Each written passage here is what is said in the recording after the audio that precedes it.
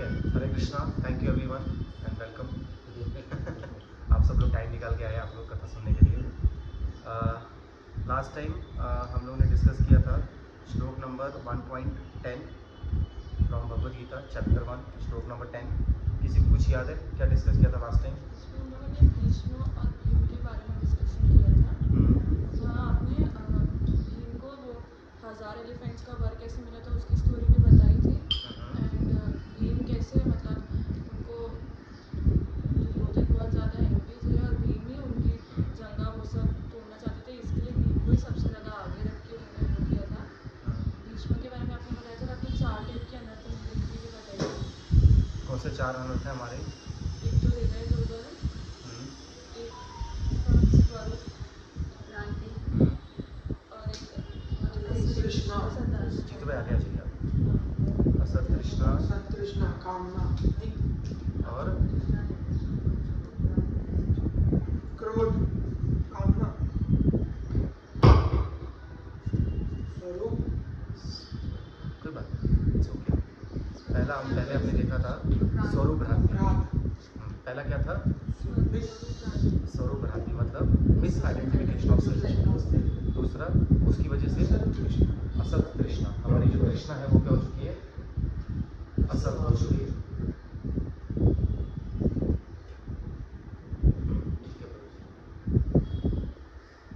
हरे कृष्णा। पहला कौन सा है? स्वरूप भ्रांति। बोलो 4 बार।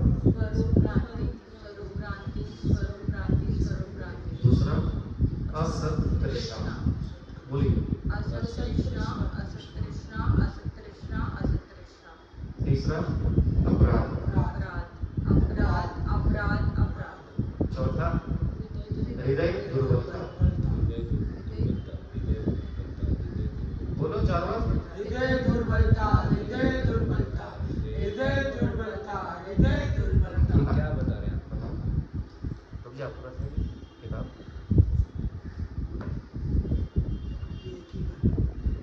पिछली बार हमने डिस्कस किए थे भगवद गीता के लेक्चर में कि जीव कितनी भी चेष्टा कर ले अपने जीवन में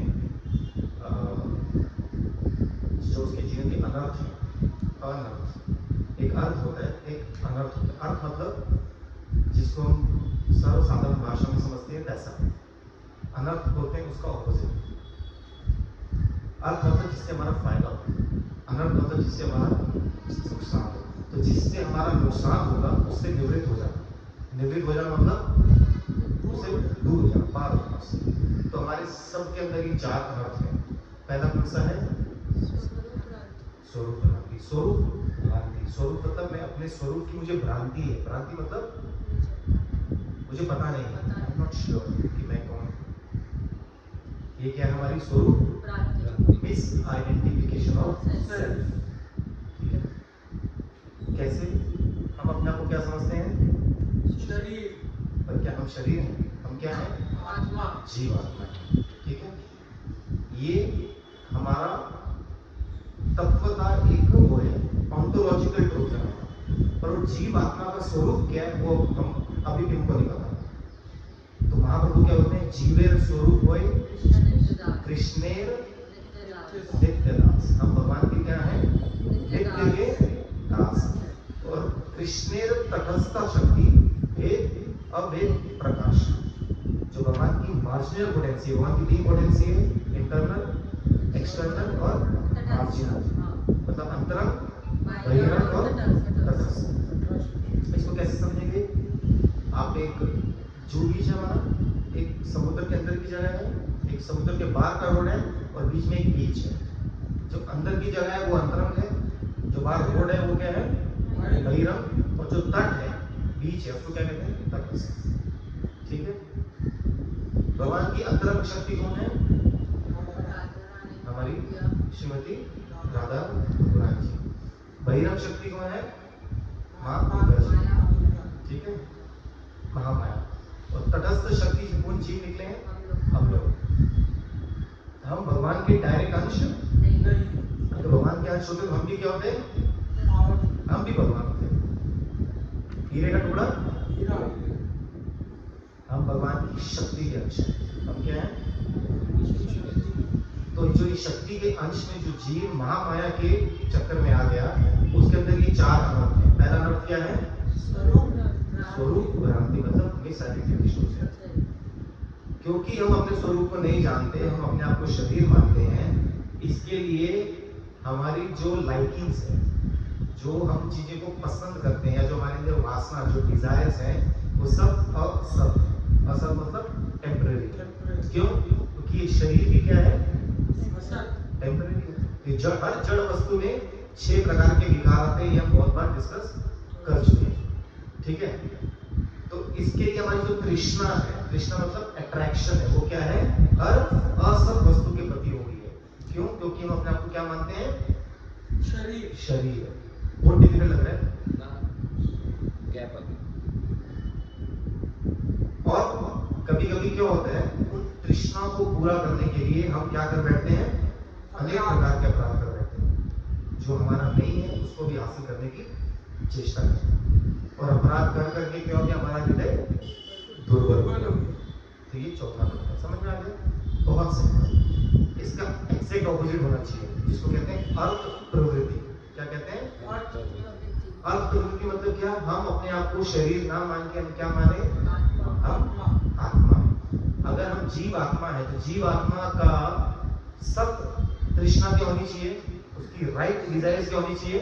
कि हम भगवान के नित्य दास हैं, इसलिए हमको भगवान का दासत्व प्राप्त करना, ये हमारे जीवन का मूल उद्देश्य होना चाहिए। अब इस उद्देश्य को पूरा करने के लिए क्या हम कोई अपराध करेंगे?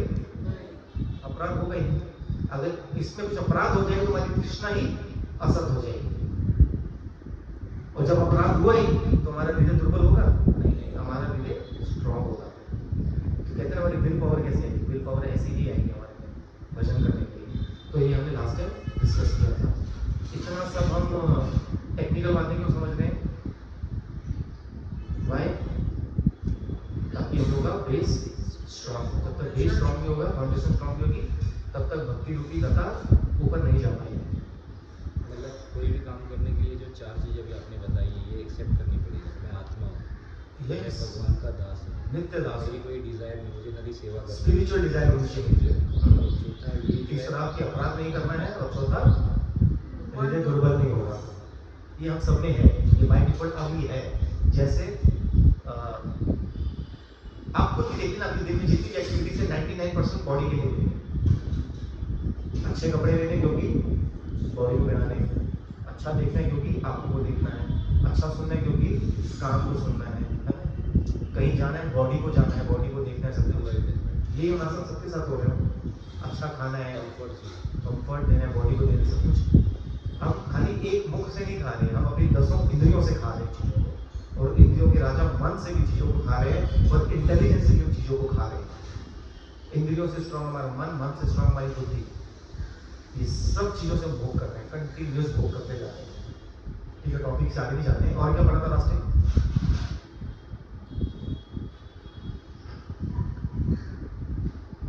कुछ याद है किसी को? भीम क्या कर रहा था? उसने अपने घर पे क्या रखा था? एक लोहे का, सॉरी, दुर्योधन ने क्या रखा था घर पे? लोहे का पुतला रखा था भीम, क्योंकि उसके अंदर क्या था? उसके प्रति बहुत ज्यादा ईर्ष्या की, वैर थी। हमने ये देखा था। फिर हमने 12 जो महाभागवत हैं उनके बारे में हमने पढ़ा था। कौन थे 12 महाभागवत? लिखो। ब्रह्मा जी, नारद जी, शंकर जी, 4 कुमार, भगवान कपिल देव, स्वयंभू मनु, स्वयंभू मनु, अभी जो मनु अभी इस टाइम पे चल रहे हैं, प्रहलाद जी, जनक जी, भीष्म जी, बलि महाराज, सुखदेव गोस्वामी और यमराज। ये सब भगवान के तत्वों को जानते हैं। ये सब भगवान के तत्वों को जानते हैं। ये सब महाभागवत है। 12 के 12 तत्वों को कहते हैं कि भगवान किस चीज के बने हुए हैं, भगवान क्या है, वो इसको जानते हैं।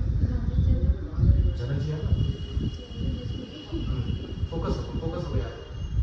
ठीक है, ये सब क्या भगवान के तत्वों को जानने का क्या बेनिफिट है? भगवान कहते हैं भगवद गीता में कि जन्म कर्म च मे दिव्यम एवं यो वेति तत्वता। बोलो जन्म कर्म च मे दिव्यम एवं यो वेति तत्वता त्यक्त्वा देहं पुनर्जन्म न येति मामका।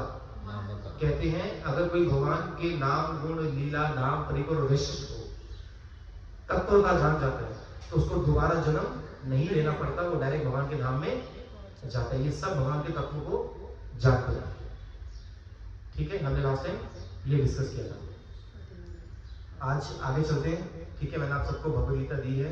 भीम ने क्या किया था, उनका पुतला बना के रखा था। हाँ, दुर्योधन ने दुर्योधन ने भीम का पुतला बनाया। बहुत लंबी कथा चली थोड़ी, लास्ट 1.5 घंटा भी पूरा नहीं, मतलब खाली- हाँ जी, क्योंकि आज का बहुत ही इंपॉर्टेंट श्लोक है। पहले हम श्लोक का रिसाइटेशन करेंगे। आप सब ओपन करिए श्लोक नंबर 1.11। 29 पेज में। सबका अलग अलग बुक है। अच्छा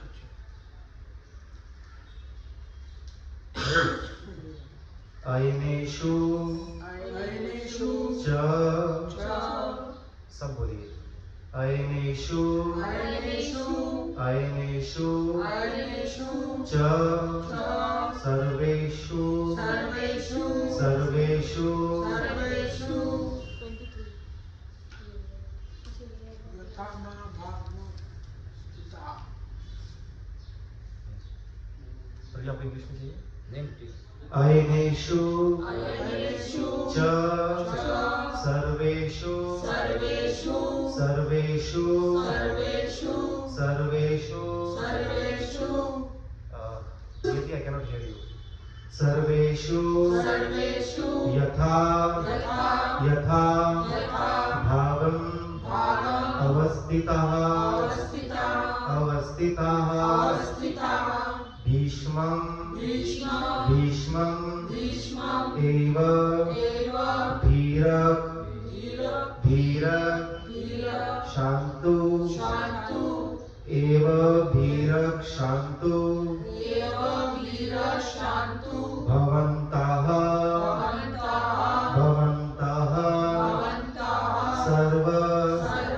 एव हि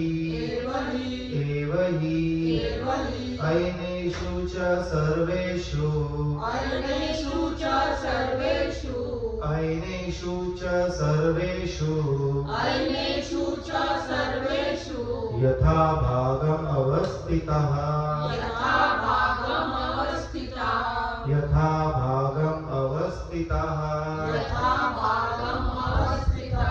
भीष्मम् एव विरक्षन्तु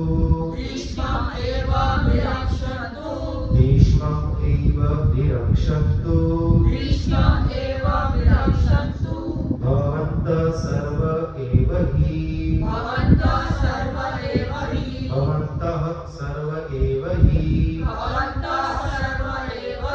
अयनेषु च सर्वेषु यथा भागम् अवस्थितः भीष्मम् एव अभिरक्षन्तु भीष्मम्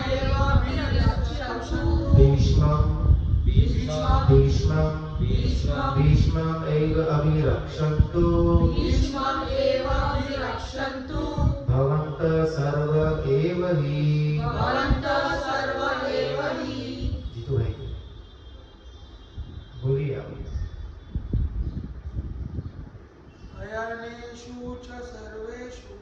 अयनेषु च सर्वेषु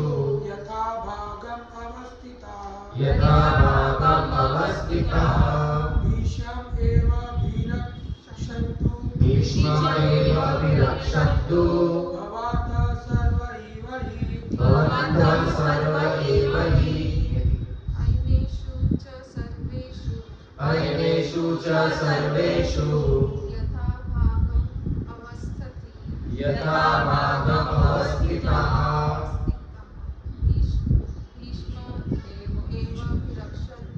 भीष्मम् एव विरक्षन्तु भवन्तः सर्व एव हि।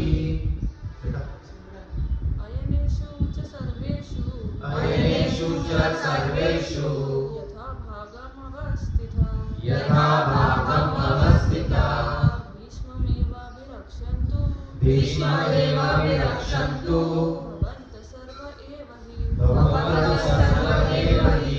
आप लोग बोलेंगे भाई तीनों में से बोलना है आपको किसी को बोलना है आपको बोलिए अजीत भाई आपको ट्राई करना है एक बार मैं पीछे कोरस ठीक लेकिन बोल रहा हूँ। ठीक है इसका थोड़ा मीनिंग पढ़ लेते हैं. Who wants to read it once? पढ़िए. Therefore stationed in your respective positions on all fronts, do you all guard Bhishma in particular on all sides. Right. एक बार हम लोग श्री विश्वनाथ चक्रवर्ती जी की कमेंट्री इसमें से पढ़ लेते हैं. इसमें लिखा है इस समय आप सब अपने अपने मोर्चों पर खड़े होकर पितामह भीष्म की रक्षा करें. अब इस श्लोक के ऊपर हम लोग नेक्स्ट 1 घंटा डिस्कस और करेंगे. फिर से लाइन बोलना आपने क्या बोला? इस समय आप सब अपने अपने मोर्चों पर खड़े होकर पितामह भीष्म की रक्षा करें. ये कौन कह रहा है? दुर्योधन किसको कह रहा है? सब किसके साथ डिस्कशन चल रहा था उनका? द्रोणाचार्य. करेक्ट. उनका डिस्कशन चल रहा था द्रोणाचार्य जी के साथ. इसको मतलब भीष्म पितामह को सेव करना है। यस. आप सोचिए कितने अच्छे भाव है इसके. किसके? दुर्योधन अभी हम समझेंगे कि भाव अच्छे हैं या में नहीं है. एक सेकंड. श्लोक नंबर 3 से लिखिए. सब फोकस करिए भैया. गीता दे दीजिए वापस. I think this is good ना. भगवद गीता रहेगी सब एक बार रीड करो. आप ये मेरे को दे देना चाहिए. हाँ ले लेना. ठीक है. एक्चुअली क्या है जब आप बोलते हो तो कभी कभी ना वर्ड्स हम लोग बराबर नहीं सामने देख के बोलने में ना बहुत फर्क और पड़ता इसके लिए मैं दौड़ है। के ये प्रैक्टिस प्रैक्टिस किया हाँ नहीं हम बटुका से लेके अभी सर बुक्स नहीं जो भी मैंने 4-5 क्लास अटेंड करी हमने जो श्लोक बोला या जो भी मैंने सुना आज देखने से ना वो वर्ड को आप तोड़ तोड़ के बोलो. अभी मैं इकट्ठा नहीं बोल सकता यूट्यूब में में समझ में कारण क्या है ना प्रभु जी हम लोग से मतलब मैं तो संस्कृत सीखा नहीं हूँ. ठीक है. यही पढ़ पढ़ के आप खुद नोटिस करोगे मेरा भी उच्चारण उतना क्लियर नहीं है. मेरे को सारे श्लोक याद नहीं है. जो स्वामी महाराज जी ने इंपॉर्टेंट श्लोक दिए थे मैंने कोशिश की थी कि उनको एटलीस्ट याद करूँ. तो but I am also learning in the process. तो आप सब बेस्ट करिए कि मैं खुद सीख जाऊँ. Thanks to all of you. आप सुनने का होता है इसलिए मैं घर बैठ के पढ़ता हूँ. ठीक है. तो इसलिए मैं लेके आया कि एटलीस्ट आप सामने देखोगे ना साथ साथ में और थोड़ा क्लियर हो जाएगा. Now more than 2 senses are being used. पहले आप खाली सुन के बोलते थे. अब आप सुनेंगे देखेंगे भी और सोचेंगे भी. अगर आप बोलेंगे तो आपकी 4 सेंसेस लग जाएंगे. आप समझ रहे हैं? कथा को आगे लेके चलते हैं. श्लोक नंबर 3 से लेके श्लोक नंबर 12 तक 11 तक दुर्योधन जो है अपने गुरुदेव श्रीला द्रोणाचार्य जी को संबोधित कर रहा है. हमने देखा बहुत जगह पे उन्होंने पहले क्या किया. उन्होंने अपनी सेना के बारे में बताया. फिर उन्होंने पांडवों की सेना के बारे में बताया.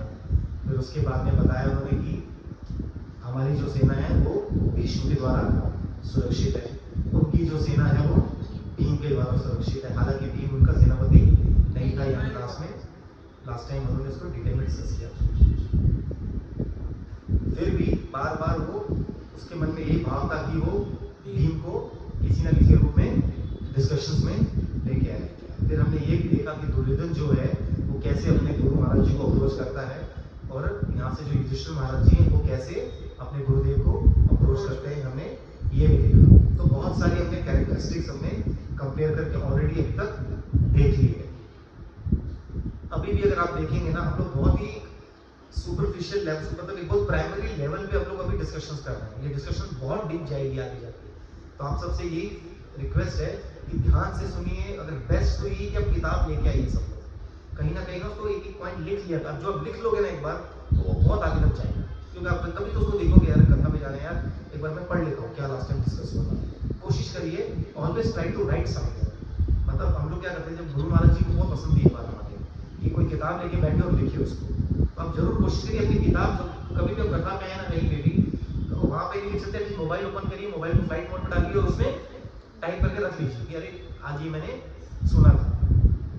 तो उससे आपको याद रहेगा कि कंटिन्यूसली दुर्योधन जो है ये संबोधन कर रहा है। हमने देखा कि कैसे कैसे अवगुण जो दुर्योधन में है हमको अवॉइड करने के अपने जीवन में वो ना आए। पर आप मान लीजिए हम अपनी कितनी भी कोशिश कर लें उसको हटाना बहुत ज़्यादा मुश्किल है, क्योंकि हम अनर्थ निवृत्ति के ऊपर ज़्यादा फोकस नहीं कर पाएंगे, हमको अर्थ प्रवृत्ति के ऊपर फोकस करना है। अभी सब अनर्थ आपको याद हो गए सबको?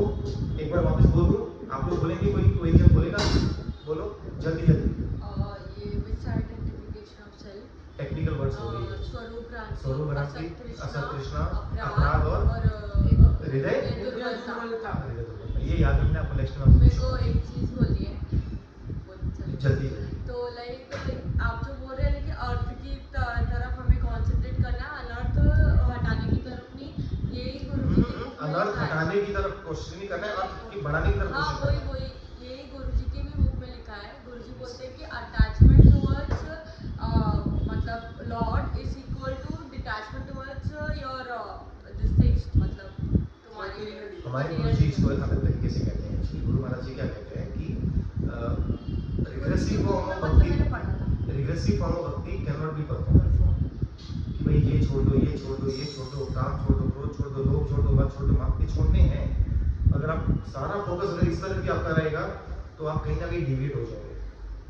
आपको क्या करना है, आपको प्रोग्रेसिव फॉर्म ऑफ भक्ति करनी कि आप क्या ज्यादा कर सकते हो, चैंट हो, रीड हो, सर्व हो, इस तरफ आप ज्यादा ध्यान दो। ज्यादा से ज्यादा हमारे को कोशिश इसी तरफ करनी है, ज्यादा से ज्यादा कैसे जो भक्ति के अंग हैं उसको ज्यादा से ज्यादा परफॉर्म करें। अभी ये जो कह रहे हैं, ये जो दूसरा भाव है, इसमें कहते हैं कि एक वैराग्य होता है। वैराग्य मतलब क्या होता है कि संसार के प्रति अटैचमेंट को खत्म करना। लेकिन वैराग्य का जो एक्चुअल डेफिनेशन जो गौड़ी वैष्णव कहते हैं वो विशिष्ट अनुराग है। कि आपका यदि भगवान के प्रति जब प्रेम हो जाएगा, किसी विशेष वस्तु के प्रति यदि आपका प्रेम हो जाएगा तो संसार के प्रति अपने आप आपका मन हट जाएगा। So when you get the higher taste तो लोअर टेस्ट अपने आप छोड़ देगा। This is what she is trying to say, correct? अब वहां पे कौन कौन है? दुर्योधन के साइड पे द्रोणाचार्य, कृपाचार्य, विकर्ण, दुशासन, भीष्म पितामह। भीष्म को प्रोटेक्ट करने के लिए दुर्योधन खुद, कर्ण नहीं था। जब तक ये थे तब तक कर्ण नहीं था। कर्ण 10 दिन के बाद आया था। क्यों? इन्होंने कहा था ये क्या नाम है, भीष्म पितामह ने, कि जब तक मैं लड़ूंगा तब तक ये नहीं लड़ेगा। अच्छा ऐसा भी है? वो जाएंगे उसको डिस्कस कर बाद में, ठीक है? इतने लोगों को बचाने के लिए देखो वर्ड यहाँ पे यूज हुआ है सर्वेश, वो सबको कह रहा है, खाली द्रोणाचार्य को नहीं कह रहा है। इस वेरी स्मार्ट गाय है दुर्योधन। वो क्या बोल रहे हैं सबको कि सब मिलके क्या करेंगे हम? भीष्म पितामह की रक्षा करें। भीष्म पितामह की रक्षा करेंगे। किससे रक्षा करनी है? पांडवों से। पांडव तो जीत ही नहीं पाएंगे उनको। इनका नाम भीष्म क्यों पड़ा?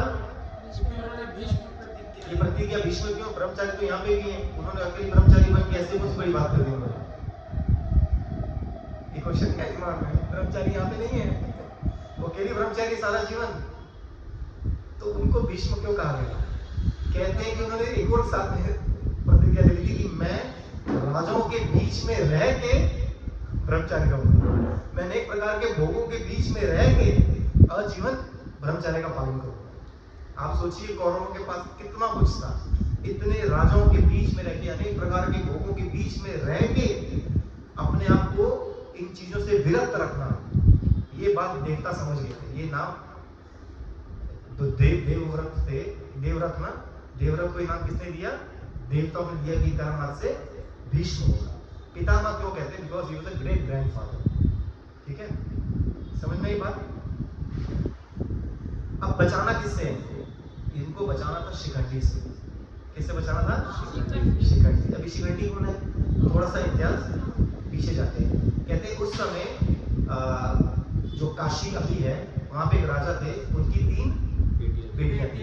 उनका क्या नाम था? किसको याद है? अंबालिका एंड अंबिका।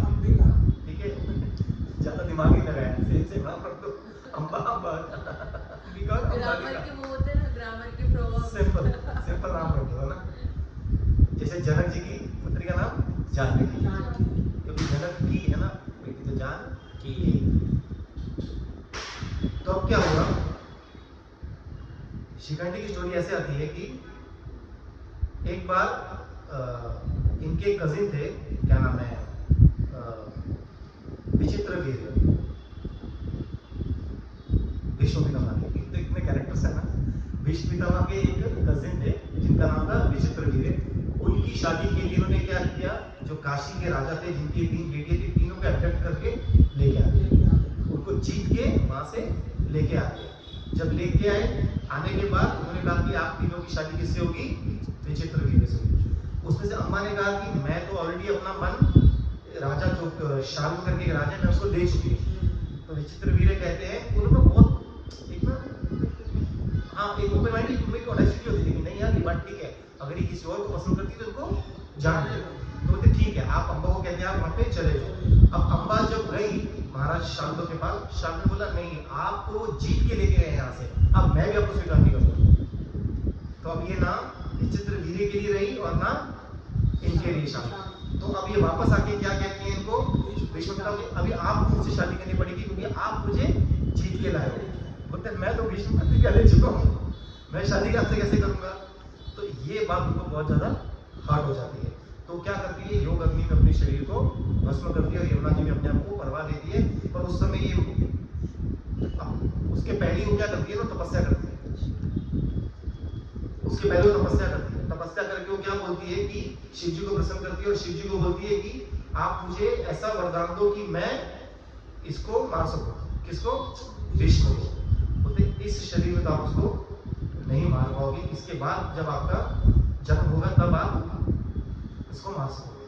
तो उसको स्वीकार कर लेते हैं, उसको वरदान दे देते कि आप कारण बनोगे इसको मारने का, भीष्म पितामह को। कैन यू इमेजिन कितना मुश्किल था भीष्म पितामह को हराना। ठीक है, कितनी सारी अरेंजमेंट्स करनी पड़ रही है, कितनी योजनाएं बनानी पड़ रही है। तो फिर वो अपनी योग अग्नि में अपने शरीर को त्याग देती है, यमुना जी में अपने आप को परवा देती है। फिर अगला जन्म उनका होता है किसके घर पे, द्रुपद जी के घर पे। द्रुपद जी के घर पे इनका जन्म होता है एज अ डॉटर। ठीक है, पर बाद में बहुत लंबी स्टोरी होता है, डिटेल में जाता हूँ, लोग वहां पे चलेंगे। ओवर अ टाइम, वो पीरियड ऑफ टाइम वो पुरुष में कन्वर्ट हो जाती है। अब इसमें क्या है, ये बात को भीष्म पितामह को पता है कि पहले ये क्या थी, स्त्री थी। तो because he is a warrior, और क्योंकि ये इतने बड़े क्षत्रिय थी, कहते मैं स्त्री के ऊपर हाथ नहीं उठाऊंगा। अब ये बात किसको बता दी, कृष्ण जी, दोनों साइड वालों को बता दी। ठाकुर जी, ठाकुर जी को तो पता ही थी, ये कौरवों को भी पता दी और पांडवों को भी पता दी। तो ये दुर्योधन यहाँ पे बहुत स्मार्टली क्या बोल रहे हैं कि आप चाहे कहीं भी अश्वनी सेना को हेड कर रहे हो, आप कुछ भी कर रहे हो, पर आपको ये ध्यान देना है कि पीछे से शिखंडी आके भीष्म पितामह के ऊपर अटैक ना कर दे, या उसको ढाल बना के कोई इनके ऊपर अटैक ना कर दे। अर्जुन ने ऐसे ही किया, शिखंडी को सामने रख के वो बाण पीछे से बाण। चला, सामने से शिखंडी सामने उसके पीछे खड़ा होकर वो बाण चला रहा था, और उस बाण को उत्तर सामने से वो नहीं दे रहे थे। कौन, भीष्म पितामह। नहीं तो वो उनके बाणों को उत्तर दे ही पाते ना, उनको बाण पहुंचते कहते उन तक। तो उन्होंने धनुष छोड़ दिया और उनको सारे बाण, इतने बाण मारे उनको कि उसका कोई हिसाब ही नहीं। मतलब एक्चुअली कोई अगर पढ़े ना भीष्म पितामह के बारे में, एक अलग ही मतलब उनका एक जीवन, मतलब उनका एक पूरे, एक्चुअली आप देखेंगे ना पूरे महाभारत में सब एक से एक बढ़ के ना, मतलब इंसान का हृदय विलीन हो जाए पढ़ के, मतलब कैसे योद्धा हमारे भारतवर्ष में हुए हैं। और उस टाइम पे भी कैसे उन्होंने ना एक मॉरलिटी हाई रखी हमेशा, अदर देन दुर्योधन इन सबको छोड़ के।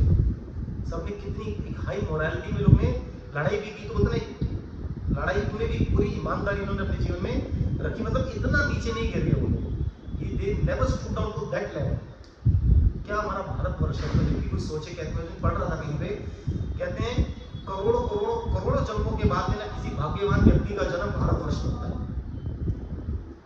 और उसमें भी कितने करोड़ों व्यक्तियों में से कोई एक जाके भगवान की भक्ति की तरफ बढ़ता है, और उसमें से भी कितने करोड़ों में से कुछ गिने चुने लोगों को जाके जीवन में सद्गुरु मिलते हैं, और सद्गुरु मिलने वाले भी कितने करोड़ों लोगों में से कोई एक व्यक्ति जाके भगवत प्राप्ति को, भगवत की सेवा, भगवान की सेवा को प्राप्त करता है। आप समझ रहे कितना बेस्ट अपॉर्चुनिटी हम लोगों के लिए, और हम एफर्ट किया है उसको कैपिटलाइज करने का। आप सोचिए कि पूरे कोलीवाड़ में गली खाली आप ही की दुकान है और सारा जितना कोलीवाड़ में जितने लोग रहते हैं उनको जो सामान चाहिए सब आपकी दुकान पे मिलेगा। आप कितना काम करोगे बताओ? 24/7 काम करोगे या तो ऐसी अरेंजमेंट करोगे कि काम बंद होना चाहिए। ये अपॉर्चुनिटी हमारे लिए भक्ति की है। अब महाप्रभु के युग में अभी बैठे हुए हैं अभी और हमारा क्या एफर्ट है उसको कैपिटलाइज करने का। ये हम सबको सोच के उसके ऊपर काम करना है। ये मैं अपने लिए बोल रहा हूँ। लेकिन कल इसके ऊपर तो एक अच्छा चर्चा हुई 10-15 कहाँ पे? हमारे मठ में मतलब कोई बच्ची थी, वो बोलती कि कहीं ना कहीं मुझे ऐसा लग रहा है कि मेरी भक्ति मार्ग में डाउनफॉल चल रहा है। मैं इतना कुछ करते उसके बाद भी, बट मैंने मतलब उसकी पूरी बात सुनने का मुझे ऐसा लगा, बेटा मुझे ऐसा लगता है कि आप तो दुनिया के सबसे ज़्यादा खुशनसीब इंसान हो। तो उसने पूछा कि कैसे? मैं बोला आप खोलते हो तो सामने आपको गुरु जी की तस्वीर दिखती है, आपके मंदिर में गुरु जी हैं, आपके माता पिता गुरु जी के भक्त हैं, आपके साथ के जितने भाई बहन हैं गुरु जी के भक्त हैं, आपको जो आगे संतान हुई है उसको भी हरि नाम में मतलब गले में कंठी है, मतलब आपका सब सिर्फ हरि नाम लो। उसके बाद आप आते हो। अभी जैसे एक एग्जाम्पल देता हूँ, मैंने ज़िंदगी में कभी नहीं सोचा था कि मैं आपके साथ में बैठ के ये सब सुनूंगा। कहीं ना कहीं मेरे कोई अच्छे कर्म थे जो मुझे यहाँ तक ले आए। तो मैं बच्ची को यही समझाने की कोशिश कर रहा था कि आप नेगेटिव मत देखो, आप पॉजिटिव देखो। आप रोज मठ में आ रहे हो, साधु संग ले रहे हो, आप उनकी कथा सुन रहे हो, यहाँ का प्रसाद है वो आपको मिल रहा, नहीं तो लाखों रुपया भी देके भी ना, पैसे के ऊपर पैसा देके भी आपको ये संग कभी मिलेगा नहीं। मतलब ये मेरा देखने का तरीका था। तो उसने भी बोला कि हाँ ये चीज़ मुझे लगता है कि ये पॉजिटिव है। फिर प्रॉब्लम क्या है मैं आपको बताता हूँ। प्रॉब्लम कुछ और है। हमको शास्त्र मिल गए, शास्त्र की कृपा होगी, बराबर। शास्त्र खरीदने गए, कितनी बार तो फ्री में ग्रंथ मिल जाते हैं। उद्योग भी हमने किया कि एक बार गीता प्रेस कहाँ पे हमको पता भी है किसी को? कभी हम गए वृंदावन जाते हैं, आपको पता है कहाँ पे कौन से ग्रंथ मिलते हैं? नहीं, ग्रंथ घर तक आए आपके। वैष्णव चाहे वो मठ में हो या कोई गृहस्थी हो, वो दिन रात बैठ के खुद पढ़ाई कर रहे हैं। आपको उसमें से भाव निकाल के अपना वजन छोड़ के वो आपके लिए पढ़ के खुद के लिए भी कर रहे हैं। आपको मतलब वैष्णव कृपा भी होगी आपके ऊपर। आपको जीवन में सदगुरु प्राप्त होगी, गुरु कृपा भी होगी। आपको ठाकुर जी धाम में बुलाते हैं, धाम की कृपा भी होगी। आप हरि नाम कर रहे हैं, आपके ऊपर नाम की कृपा भी होगी। आप ठाकुर जी के साक्षात दर्शन कर रहे हैं, ठाकुर जी की भी कृपा होगी। तो फिर प्रॉब्लम कहाँ पर है? प्रॉब्लम ये है कि आत्म कृपा नहीं होगी। तब क्या नहीं है? आत्म कृपा नहीं होगी। मैंने खुद अपने ऊपर अपने कृपा नहीं की, क्योंकि मैं भजन ही नहीं करना चाहता और मैं फोकट में टेंशन लेता रहता हूँ। सब कुछ आपको मिल चुका है। Now you have to perform, you have to chant, you have to read, you have to come to the temple, you have to associate with the devotees. ये आत्म कृपा आपको खुद ही करनी पड़ेगी, क्योंकि जीव स्वतंत्र है। कोई वैष्णव आपको खींच के नहीं लेके आएगा। आपको स्वयं अपनी स्वीट विल को यूज करके यहाँ पे आना पड़ेगा। आपको खुद माला उठानी पड़ेगी, आपको खुद ग्रंथ खोलनी पड़ेगी, आपको खुद लेक्चर सुनने पड़ेंगे। कृष्ण का दास सदा बिंदास और माया का दास सदा उदास। जब भी उदासी छा जाए समझ जाओ किसके दास है? माया के। और जब आप बिंदास हैं तो किसके दास हैं? आप कृष्ण के दास हैं। किसकी कृपा नहीं हो रही है? आत्म कृपा नहीं हो रही है। समझिए ना, पूरी की पूरी कौरव सेना सामने खड़ी है, ठाकुर जी सामने बैठे हैं। क्या ठाकुर जी सामने? साक्षात ठाकुर जी को आप देख रहे हैं। क्यों कृपा नहीं हो रही? क्योंकि आत्म कृपा नहीं हो रही। हम एक्सेप्ट ही नहीं करना चाहते। That is about. समझ आया प्रभु जी? मैं एक्चुअली जो जितनी बुद्धि मेरी थी वो मैंने, लेकिन ये एक और चीज़ देखने को मिली कि जब तक मैं खुद नहीं चाहूँगा तब तक कोई कुछ नहीं होगा। एक एग्जांपल देता हूँ, वशिष्ठ जी और विश्वामित्र जी, ठीक है? वशिष्ठ जी जो है वो है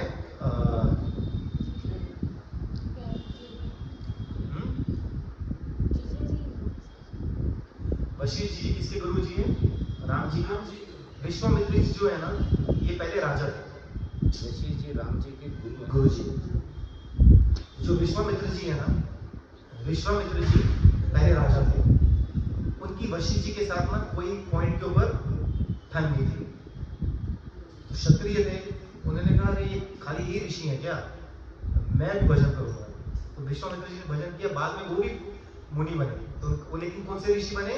वो राज ऋषि बने। राज ऋषि को क्योंकि पहले राजा थे, बाद में ऋषि बने। अब विश्वामित्र जी क्या कर रहे हैं?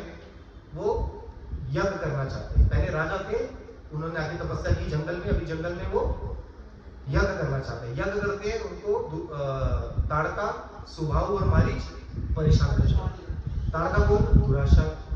सुबाहु कौन? दुख। और मारीच कौन? दोष।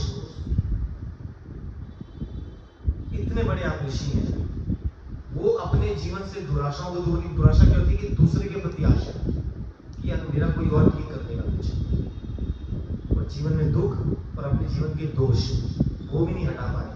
वो फिर उल्टी यात्रा करते हैं। वो जंगल से वापस कहाँ जाते हैं? अयोध्या जी में जाते हैं, राजा के पास।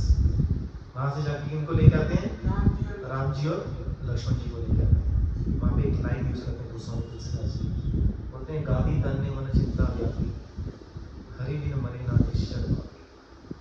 गादी तन्ने मतलब विश्वामित्र जी के पिताजी का नाम गादी था। गादी तनय मतलब विश्वामित्र जी के मन में चिंता हुई कि जब तक भगवान का इंटरवेंशन नहीं होगा ना, तो ये जो निश्चर पापी मेरे अंदर बैठे हुए ना, काम क्रोध मोह मद मात्सर्य, ये नहीं हटेंगे। ये कब हटेंगे? कलयुग में भगवान किस रूप में आए हुए हैं? नाम के रूप में। कली काले नाम रूपे कृष्ण अवतार, कृपा ते कोरी अनेक नामे प्रचार, खाइते शुते यथा तथा नाम लो, देश का नियम नहीं सर्व सिद्धि होए। भगवान खुद अपने नाम के रूप में आपके पास बैठे हुए हैं। आत्म कृपा करो। माला लटकाने के लिए नहीं है, माला करने के लिए है। माला करो कंटिन्यूसली बैठ के, everything will be taken care of. सबका सॉल्यूशन क्या है? ये सब कर रहे क्यों हो रही है? ताकि हमारी नाम के प्रति रुचि उत्पन्न हो जाए। जब तक देखो, माया आपको दो ही तरीके से रिसीव करेगी, राइट इट डाउन। कैसे? या तो आपको कंफ्यूज करेगी, या तो आपको बिजी करेगी। तो आपको कंफ्यूज नहीं होना है। कंफ्यूज कैसे नहीं होंगे? जब आपको राइट नॉलेज मिलेगी। राइट नॉलेज कैसे मिलेगी? पढ़ना पड़ेगा, लिखना पड़ेगा, याद करना पड़ेगा, बार बार सुनना पड़ेगा, और ठाकुर जी से कृपा प्रार्थना करनी पड़ेगी कि आप कृपा करो मेरे जीवन में। सुने उदार सुनो। भगवद गीता में भगवान कहते हैं सर्वस्य चाहम देवी संविष्टो होता स्मृति ज्ञानम अपने हम मैं सबके हृदय में वास करता हूँ। स्मृति, if you want to remember me I will arrange. ज्ञानम, you want knowledge about me I will arrange. अपने हम च, आप मुझे भूलना चाहते हो आई विल अरेंज। कृष्णा से आप भगवान को भूलना चाहते हो, आप चाह के भूल भी नहीं पाओगे, वो भी कृष्ण को करना पड़ेगा। वेद से सर्वे अहम वेद वेद्यो, सब वेदों के द्वारा मैं ही जानने योग्य हूं। कृष्ण कह रहे हैं, क्या कह रहे हैं? सब वेदों के द्वारा मैं ही जानने योग्य हूं। सब वेद कहां से निकले हैं? ये सब वेद निकले हैं प्रणव से। कहां से निकले हैं? प्रणव का दूसरा नाम है ओम। ओम को क्या कहते हैं? प्रणव। ओम में से म निकालो, क्या बचा? ओम में से म निकालो, म बचा। Very good. ओ ओम में से म निकाला, क्या बचा? ओ कब होते हैं? जब कुछ शोक होता है। ओ क्या हो गया यार? शोकवाचक। प्रणव में से र निकालो, क्या बचा? प्रणव, जिसका कोई मतलब नहीं है। मतलब र और म है तो प्रणव है, मतलब राम नाम है तो ओम है, तो ओम है तो चार वेद है। मतलब कोई अगर भगवान का नाम कर रहा है तो सब वेद पढ़ चुके हैं। सारे वेदों को पढ़ने का एक ही फल है कि उसके मुख से क्या निकलना चाहिए? राम नाम। बहुत अच्छी बात कबीरदास जी कहते हैं पढ़ने की हद है समझ। लिखो, पढ़ने की हद क्या है? पढ़ने की हद क्या है? पढ़ के आदमी क्या करता है? समझता है। समझने की हद है ज्ञान। समझने की हद क्या है? मतलब आप समझ के मतलब ज्ञान उत्पन्न हो गया ना, और ज्ञान की हद है हरिनाम। ज्ञान की हद क्या है? बोलो स्टार्टिंग से, क्या बोला मैंने? पढ़ने की हद है समझ, समझ की हद है ज्ञान, ज्ञान की हद है हरिनाम। मतलब जो हरिनाम कर रहे हैं मतलब उसने पढ़ भी लिया, समझ भी लिया, उसको ज्ञान भी उत्पन्न हो गया। तो करना क्या है एट द एंड? हरिनाम तो करना है। ये सब क्यों हो रहा है? ताकि हम लोग का कंफ्यूजन ना हो। कल कोई कुछ नया हमारे लिए टॉपिक लेके आए, शास्त्र ऐसा नहीं बोलता, because you know this now. समझ में आ रही है बात? शास्त्र आप उसको रिफ्यूट करोगे, आप गलत कह रहे हो। शास्त्र ऐसा कोई आपको आके बोलेगा कि नहीं गणपति जी ही सबसे श्रेष्ठ भगवान है, आप बोलेंगे नहीं शास्त्र ऐसा नहीं बोलता। कहीं बोलेंगे नहीं जो अष्ट सखी जो शक्ति है मतलब दुर्गा जी और बाकी जो 9 देवियां हैं ये भगवान है, आप बोलेंगे नहीं इंडिपेंडेंट भगवान नहीं है। करेक्ट? कोई बोलेंगे नहीं विष्णु ही सबसे श्रेष्ठ भगवान है, आप बोलेंगे नहीं। कोई बोलेंगे शिव जी भी है, आप बोलेंगे नहीं। क्यों? अभी आपके पास प्रॉपर नॉलेज आपको मिल गई। Now you not get confuse. Second कैसे बिजी करेगी माया आपको? बिजी करेगी। बिजी क्यों? आपके पास एक ही ऐसी वस्तु है जो सबसे ज्यादा कीमती है, वो क्या है? समय। This is the only currency you have. बोलते ना यार why are you spending time, why are you spending, look at the word. समय क्यों खर्च कर रहा है यार? समय नहीं वापस नहीं आएगा। कभी हम पढ़ाई में हमने खर्च कर दिया, कभी हमने शादी करके खर्च कर दिया, कभी हमने पैसा कमाने के लिए खर्च कर दिया, कभी बच्चों के लिए खर्च कर दिया, भजन में खर्च नहीं किया। हमारे पूर्वाचार्य क्या कहते हैं? संसार बोले पीछे गिलो का लाभ न होइल किछु घाटी लो जंजाल। कि संसार करते करते टाइम चला गया और लाभ न होइल किछु, बेनिफिट कुछ नहीं हुआ, घटी लो जंजाल, हमने और प्रपंच खड़े कर दिया अपने लिए। Think over it, please think over it. एक सिंगल सेकंड में हमको वेस्ट नहीं करना चाहिए। Chat incessantly, continuous chanting, keep chanting, never stop chanting, find a place to chant, find an opportunity to chant, find a book to chant, find an occasion to chant, find a person to chant, keep chanting. अगर आप हरिनाम करते रहेंगे भगवान भी आपका बुद्धि बिगाड़ पाएंगे, बाकी तो छोड़ दो। अगर आप हरिनाम करते रहेंगे तो भगवान भी आपका बुद्धि बिगाड़ पाएंगे। ठाकुर जी मन तुमला देवा क्या बोला तुमने? और ठाकुर जी आपने नहीं कहा, मैंने नहीं कहा। इसको बहुत सुंदर कथा है हनुमान जी की, किसी दिन करेंगे हम लोग। समझ में आ रही है बात आपको? अब आप देखिए इसके भाव देखिए आप। ये क्या बोल रहे हैं यहाँ पे? ये बोल रहे हैं कि यार रक्षा करो। किसकी रक्षा करो? एक महाभागवत की रक्षा करो। क्या गलत बोल रहे हैं यार बंदा? क्या गलत बोल रहे हैं? वो तो दिख रहा है कि सेवा करना चाहते हैं। बेटा at least start one of the fans. तो क्या बोल रहे हो? किसकी रक्षा करो? महाभागवत, मेरे दादाजी, इनकी रक्षा करो। पर क्या ये सच्ची सेवा है क्या? इससे बड़ा कोई कपटी नहीं है दुनिया में। और यही सब रक्षक हमारे में, सॉरी मेरे में। क्यों? ये क्यों रक्षा करना चाहते हैं उनकी? ये सेफ रहेंगे तो मैं सेफ रहूंगा। That is the point. ये अपना बेनिफिट देख रहा है कि अगर ये बचे रहेंगे ना, मैं बचा रहूंगा, ये सबको मारेंगे यहाँ पे, क्योंकि मैं तो नहीं मार सकता। और इन सबका राज्य छीन लेंगे। क्या करेंगे? सबका बचपन से इनको मारना चाह रहा हूं और ये मेरा साइड देंगे। क्यों मेरा साइड देंगे? इतना कॉन्फिडेंस कैसे आ गया दुर्योधन को? एक दूसरा, जब भी द्रौपदी के कपड़े खींच रहे थे वहां पे, उस टाइम भी भीष्म पितामह द्रोणाचार्य ने कुछ नहीं कहा। वो क्या रीजन था? एक्चुअली डिस्कस कर चुके हैं हम लोग, खड़े हो जाते तो सब चीज उधर ही खत्म। हम डिस्कस कर चुके हैं। We will discuss that. तो ये आज का रह जाएगा, time is running very fast. Please remind me, I will tell you. तो उसको वहां से कॉन्फिडेंस आ गया दुर्योधन को, ये लड़ेंगे मेरे लिए, इनको बचा के रखो इनको। तो ये सेवा हुई, ये स्वार्थ है। This is the right word. ये केवल अपना स्वार्थ देख रहे हैं वहां पे। तो क्या ये हम नहीं करते क्या? अरे यार मठ बचा के रखो यार, असा जाना वीडियो दिखानी इधर जाके, ऐसा मैं ही करना है, ऐसा वो करना है। क्या ये पर्पस है क्या सेवा करने का? क्या ये पर्पस है? अरे यार ग्रंथ खोल यार, ग्रंथ पढ़नी है यार, ग्रंथ पढ़ सा मेरा कार्बन जासी यार, ग्रंथ पढ़ सा मेरा एज और जसी, ग्रंथ पढ़ सा मेरा ओज और जसी। क्या ये सेवा है? सेवा क्या होती है? निष्काम नहीं। हम लोग निष्काम कभी भी नहीं हो सकते। हमको भगवान की कामना, मैंने क्या बोला, कोई भी चीज आप छोड़ ही नहीं सकते। अनर्थ निवृत्ति हम नहीं कर सकते, अर्थ प्रवृत्ति करनी है हमको। सबसे बड़ी कामना करनी है भगवान की कामना। सबसे बड़ा त्यागी पता कौन है? जिसने भगवान को त्याग दिया कि मेरे को भगवान ही नहीं चाहिए। कितने लोग होते हैं मैं भक्ति नहीं कर रहा, क्यों नहीं कर रहा? क्योंकि भगवान चाहिए ही नहीं। तो सबसे बड़ा त्यागी वही है, क्योंकि उसने भगवान को त्याग दिया। और सबसे बड़े कामी कौन है? हम लोग, क्योंकि हमको कौन चाहिए? हमको साक्षात ठाकुर जी चाहिए। हम कामी है कि नहीं? हम बोलते हैं हम शक्ति को उपासक नहीं है। सबसे बड़े शक्ति को उपासक तो हम लोग ही हैं, गौड़ीय वैष्णव, क्योंकि हम राधा जी की उपासना करते हैं, उनकी दासत्व को हम चाहते हैं। सबसे बड़े शक्ति को उपासक तो हम लोग ही हैं, खाली राइट पर्सपेक्टिव चाहिए हमारा। अब क्या हुआ, जब चैतन्य महाप्रभु रात रात को बैठ के कीर्तन करते थे ना वहां पे, तो वहां के आसपास के लोग ना कंप्लेन करते थे जाके वहां पे। वहां के जो लोकल एडमिनिस्ट्रेशन थे ना, उनको कंप्लेन करते थे, क्या ये रात रात को चिल्लाते हैं और भगवान को सोने नहीं देते। दिख क्या है इसमें? जो कंप्लेन कर रहे हैं वो क्या दिख रहा है कि अरे हम तो भगवान के बारे में कितना अच्छा सोच रहे हैं यार, कि भगवान को कष्ट हो रहा है। पर क्या भगवान को कष्ट हो रहा है? भगवान को क्या बोलते हैं? आठों याम।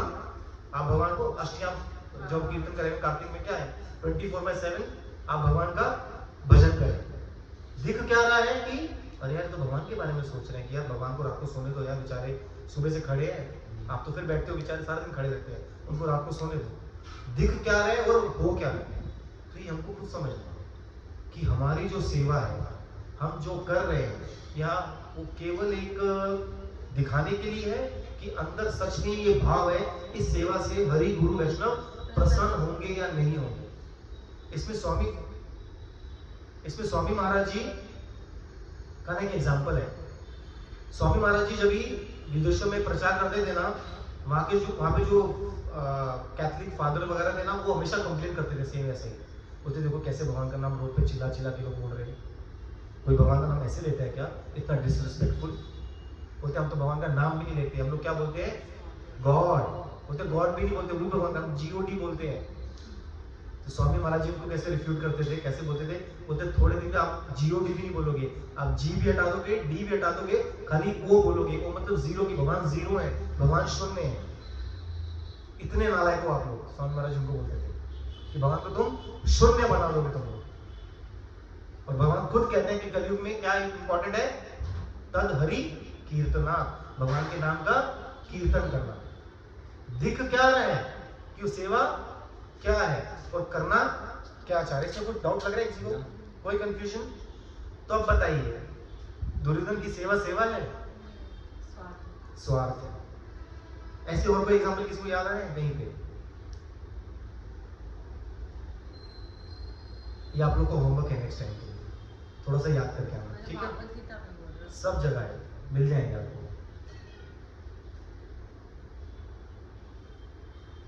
आगे ऐसे कहते हैं स्वामी महाराज जी वहां पे, कहते हैं जो लोग ऐसा भाव रखते हैं ना भगवान के प्रति, कहते हैं वो साक्षात पाषंडी है और कुछ भी नहीं है। क्या है वो लोग? पाषंडी। कहते हैं उसमें मुख्यतः ना दो प्रकार के।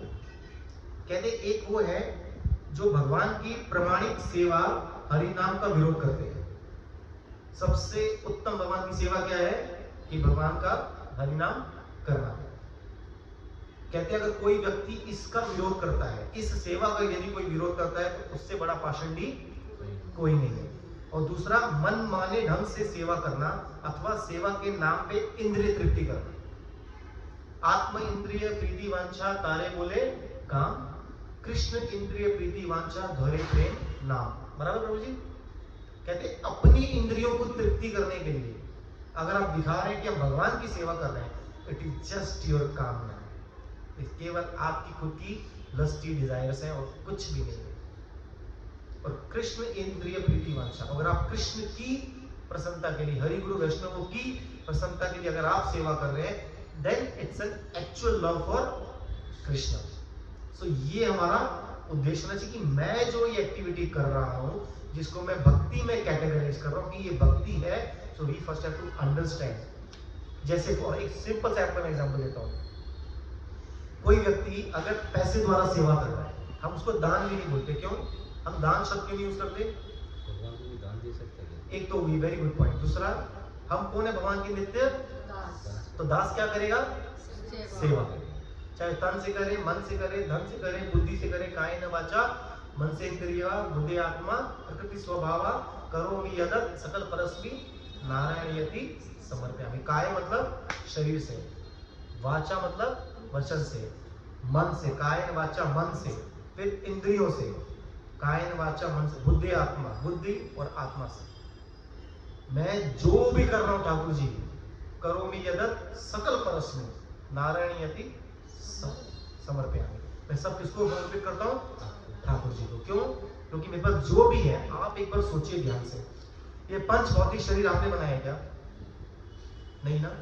हमारे ऊपर ऋण है पितरों का, पितृपक्ष चल रहा है, लास्ट डे है, पितरों ने हमको ये दे दिया। उसके बाद में आपके अंदर जो मन, बुद्धि और अहंकार है, जो आपका सूक्ष्म शरीर है, ये किसके द्वारा दिया गया? भगवान के द्वारा। उसके बाद आपको जो बुद्धि है, बुद्धि के अंदर विवेक, किसे भगवान कहते हैं बुद्धि मानव की बुद्धि मैं हूं, ये कौन दे रहा है आपको? भगवान। आप जो खाना खा रहे हैं, इन जमीन से कौन उगा रहा है? भगवान। आपकी जो अंदर आत्मा है, ये भी आपकी खुद की है क्या? ये भी परमात्मा की तटस्थ शक्ति से निकली हुई है। तो आपके पास अपना है क्या?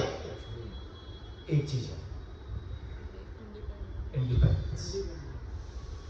आप सबको भगवान ने अणु स्वतंत्रता दी हुई है। आपके पास इंडिपेंडेंस है। इतनी इंडिपेंडेंस नहीं है कि आप समुद्र को पलटी कर दो उठा के। आप बाल्टी ले लेके समुद्र से पानी निकाल सकते हो, पर उसको कहते हैं अणु, मतलब थोड़ी स्वतंत्रता आपको दी गई है। उस स्वतंत्रता को आपको कैसे यूज करना है? That is your sweet will.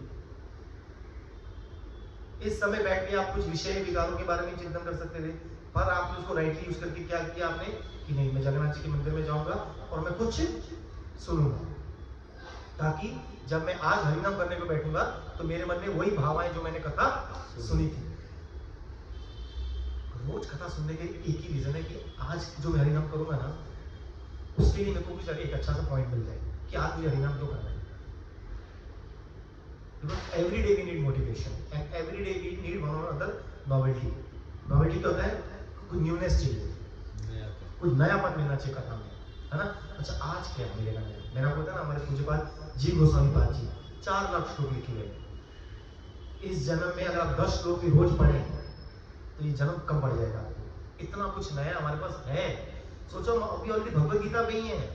आप भगवत गीता, रामायण, भागवत, चैतन्य भागवत, चैतन्य चेतावनी, फिर हमारे पूर्व आचार्यों की इतनी सारे ग्रंथ, कहाँ टाइम है हम लोग के पास में? क्या करो? हरिनाम करो। क्या करो? हरिनाम करो। जितना मौका मिल रहा है, जितना समय मिल रहा है, क्या करो? ग्रंथ का पाठ करो। कहते हैं भगवान की सेवा के नाम पे स्वयं की इंद्रिय तृप्ति कैसे हो रही है? तो वहां पे 2 मुख्य एग्जाम्पल देते हैं।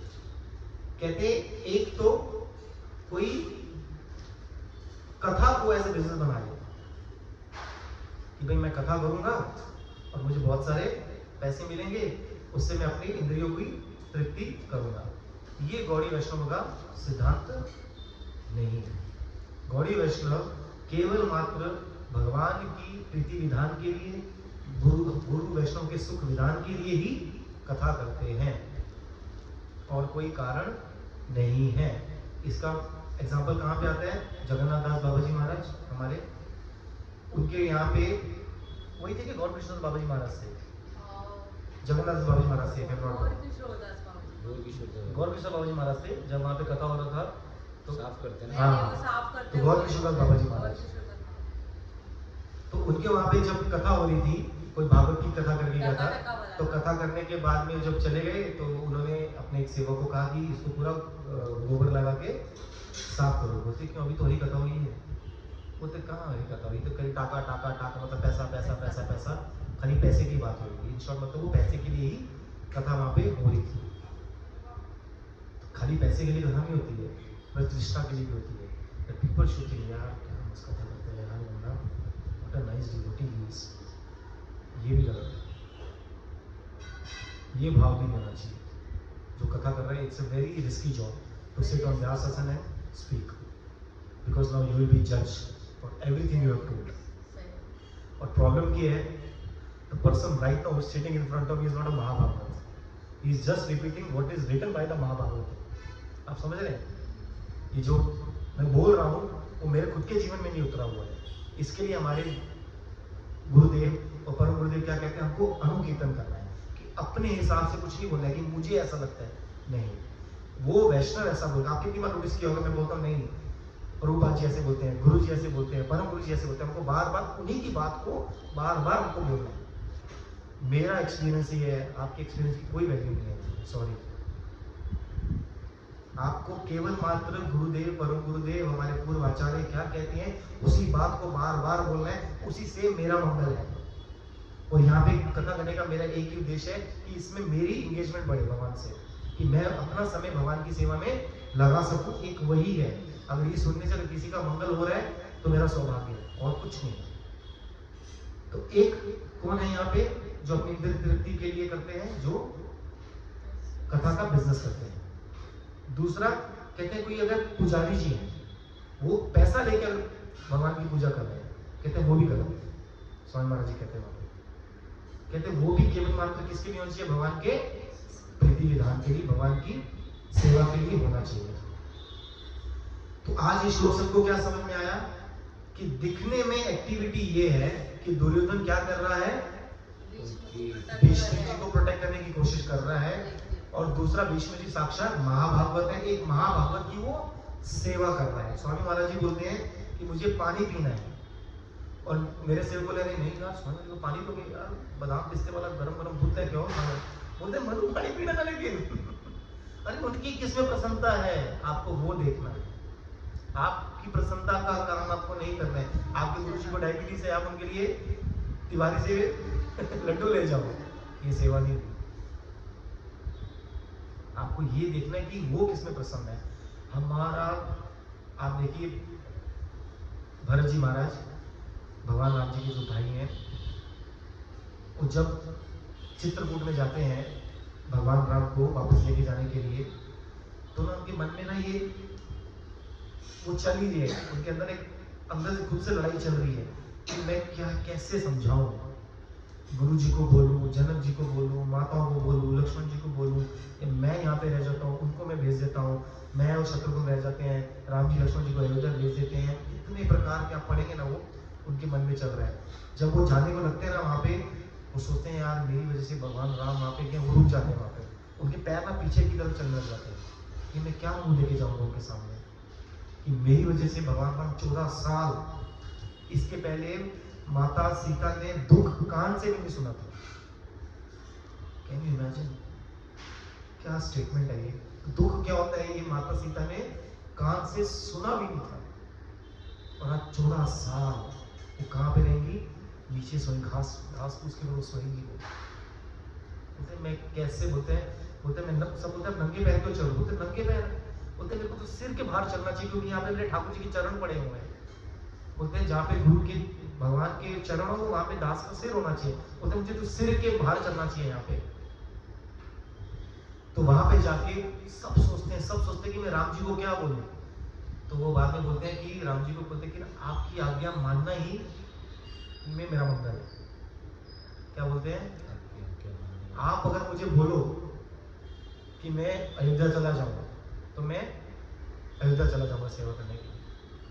आप बोलो मैं यहीं पे आपके साथ रुक जाऊं, लक्ष्मण जी को भेज दूं, मैं वो भी करने के लिए रेडी हूँ। जहां ले चलोगे वहीं मैं चलूंगा, जहां नाथ रख दोगे वहीं मैं रहूंगा। जीवन समर्पित चरण में तुम्हारे, तुम ही मेरे बंधु, तुम ही प्राण प्यारे, तुम्हें छोड़कर ना किसी से कहूंगा, जहां ले चलोगे वहीं मैं चलूंगा। ये भाव होना चाहिए ना कि जगन्नाथ जी मैंने आपके सामने सिर झुका दिया ना, अब मैं कहीं सिर नहीं झुका। रखना नहीं रखो, मारना नहीं मारो, प्यार करना नहीं प्यार, जो तुसा ठीक लग रहा है तुसी करो मेरे नाम। तो क्या कौन है डिसाइपल, कौन है जो डिसिप्लिन में है, वो डिसाइपल है। कि गुरु जी ने बोला ना मेरे को ये करना है। इसमें एक छोटा सा ग्रे पार्ट क्या हो सकता है कि उन्होंने बोला लेकिन मेरी क्षमता नहीं, मैं नहीं कर पा रहा, मेरे से फिर भी बार बार गलती होती जा रही है। Repent for it. मैं गुरु जी क्या करूँ, मैं इसको कैसे हटाऊँ, मैं इसको कैसे दूर करूँ, आप मेरे ऊपर कृपा करो गुरुदेव, मैं अपनी क्षमता से इसको नहीं हटा पा रहा हूँ, मैं इसको मैं नहीं कर पा रहा हूँ, आप प्लीज़ मेरे ऊपर कृपा करो। मेरे को उससे योग्य बनाओ। हमारे कितने सुंदर